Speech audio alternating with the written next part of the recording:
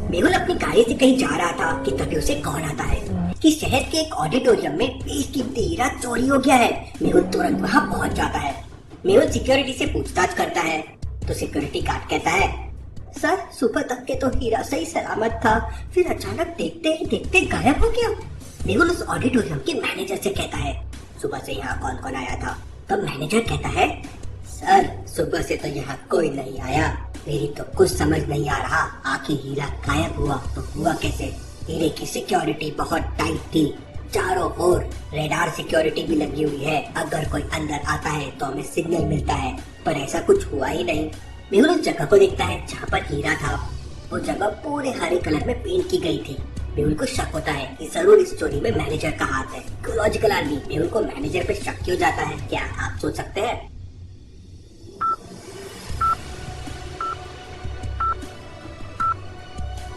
Manager के shirt पर भी वही हरा कलर लगा हुआ है जो चोरी हुए हीरे के हॉल में लगा हुआ था। सच सच बताओ, तुम भी चोरी में शामिल हो ना? नहीं सर, मैं भला ऐसा क्यों करूँगा, आप चाहे तो सीसीटीवी फुटेज देख लीजिए, मैं चोरी होने के बाद जरूर उस हॉल में गया था। मेहुल सारे सीसीटीवी फुटेजेस देखता है तो वो मैनेजर सच कह रहा था। वो चोरी होने के बाद उस हॉल में गया था जहाँ ये कलर उसकी शर्ट में लग गया था। इसके अलावा मेहुल को वहाँ कुछ नहीं दिखता और सीसीटीवी कैमरे में फुटेजेस मिसिंग भी नहीं थी। पहले हीरा था और अगले ही सेकंड हीरा गायब हो गया। कुछ समझ नहीं आ रहा था कि चोरी कैसे हो गई। तभी मेहुल को एक और कॉल आता है कि ठीक इसी प्रकार की चोरी डायमंड पैलेस में भी हुई है। मेहुल तुरंत अपनी गाड़ी से डायमंड पैलेस पहुंच जाता है, पर वहाँ उसे अंदर जाने के लिए मैथ की एक छोटी सी प्रॉब्लम को सॉल्व करना होगा। एंट्री गेट पे लिखा है 1 से 100 तक की गिनती में, मतलब काउंटिंग में 1 कितने बार आता है। जैसे 1 तो एक बार आ गया, 1 तो 2 बार आ गया, तो 3 बार हो गया, 1 2 एक 1 और आ गया। ऐसे 1 to 100 में 1 कितने बार आता है? काउंट कीजिए लॉजिकल आर्मी, अच्छे से सोचिए और मुझे आपका आंसर कमेंट करके बताएं।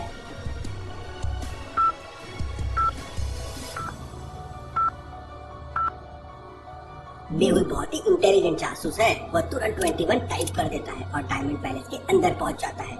लॉजिकल आदमी, अगर आपका जवाब 21 नहीं है तो पॉज करके अच्छे से सोचिए। मेहुल वहाँ के मैनेजर से बात करके तुरंत सीसीटीवी कैमरे देखता है, पर सुबह से लेकर दोपहर तक वहाँ कोई नहीं आया था। लेकिन फिर भी रेडार सिक्योरिटी में रखा हुआ हीरा चोरी हो गया। वो बहुत ही बेशकीमती हीरा था। भला ये कैसे मुमकिन है कि बिना सीसीटीवी कैमरे से छेड़छाड़ किए कोई उसके सामने से निकल जाए और पता भी न चले? जरूर कुछ बहुत बड़ी गड़बड़ है। इसके बाद मेहुल पता करता है कि शहर में डायमंड के और कितने शोरूम हैं। तो उसे पता चलता है कि स्वर्ण प्रभा डायमंड नाम का एक और पैलेस शहर में है। बाकी 2 पैलेस में तो चोरी हो चुकी है। मेहुल स्वर्ण प्रभा पैलेस पहुंच जाता है और सीधा जाके मैनेजर से मिलता है और मैनेजर से कहता है, मैं डिटेक्टिव मेहुल हूँ और आपके पैलेस में डायमंड की चोरी हो सकती है, इसलिए सभी कैमरे और सिक्योरिटी को हाई अलर्ट पे कर दीजिए। और मेहुल वहीं बैठकर उस चोर का इंतजार करने लगता है। मेहुल सुबह से इस चोर के पीछे पड़ा हुआ था, इसलिए उसने सुबह से कुछ खाया भी नहीं था। वो एक बिस्किट का पैकेट निकालता है और उसे खाकर बगल वाले डस्टबिन में डाल देता है। थोड़ी देर बाद पैलेस के सारे हीरे चोरी हो जाते हैं। मेहुल हैरान हो जाता है। वो सीसीटीवी फुटेजेस चेक करता है, लेकिन फुटेजेस में कोई हलचल नहीं थी। ये कैसे पॉसिबल है? केस तो बहुत इंटरेस्टिंग होता जा रहा है। तभी मेहुल की नजर डस्टबिन पे पड़ती है और वो तुरंत समझ जाता है कि यहाँ जरूर कोई आया था। तो क्या आप डस्टबिन को देख के बता सकते हैं मेहुल ने ऐसा क्या देख लिया डस्टबिन में, इससे उसे लगा कि यहाँ कोई आया था? सोचिए सोचिए लॉजिकल आदमी।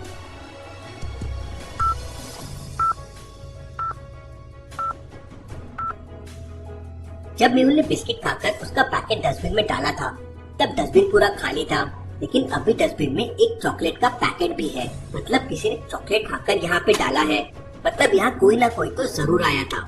लेकिन सवाल ये था, अगर कोई आया था तो वो सीसीटीवी फुटेज में दिख क्यों नहीं रहा है? ये सब मेहुल की समझ के बाहर जा रहा था। वो तुरंत साइंटिस्ट भूलभुलैया से मिलने के लिए निकल जाता है। साइंटिस्ट ने उस तक पहुँचने के लिए एक भूलभुलैया बना रखी थी। क्या आप बता सकते हैं एबीसी में से कौन सा रास्ता साइंटिस्ट तक जाता है? सोचिए सोचिए लॉजिकल आर्मी।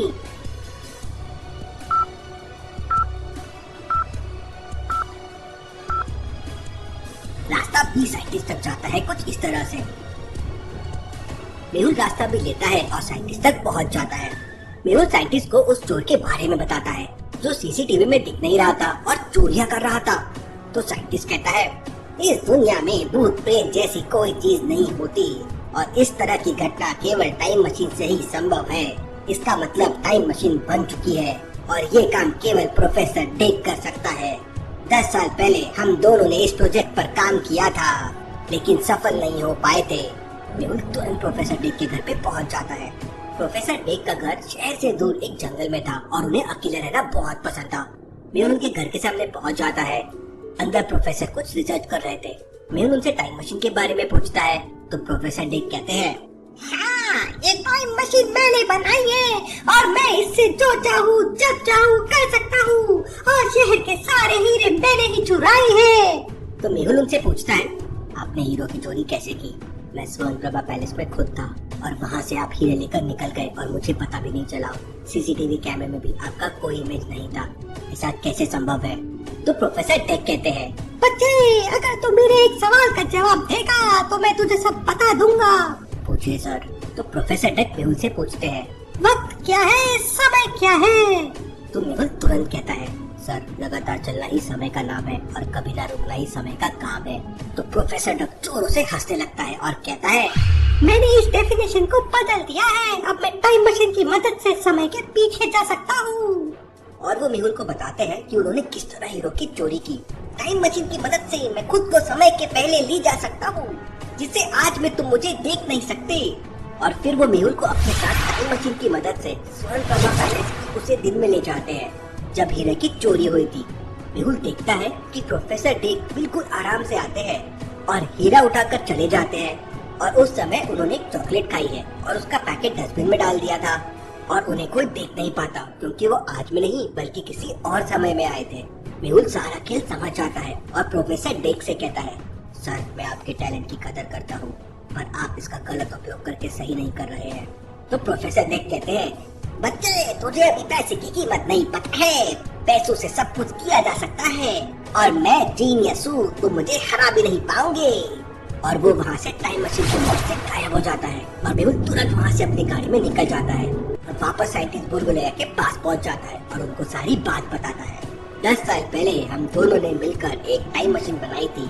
उससे हम केवल पास्ट में जा सकते थे, लेकिन अगर हमने पास्ट में कुछ छेड़छाड़ की तो वही प्रेजेंट बन जाएगा।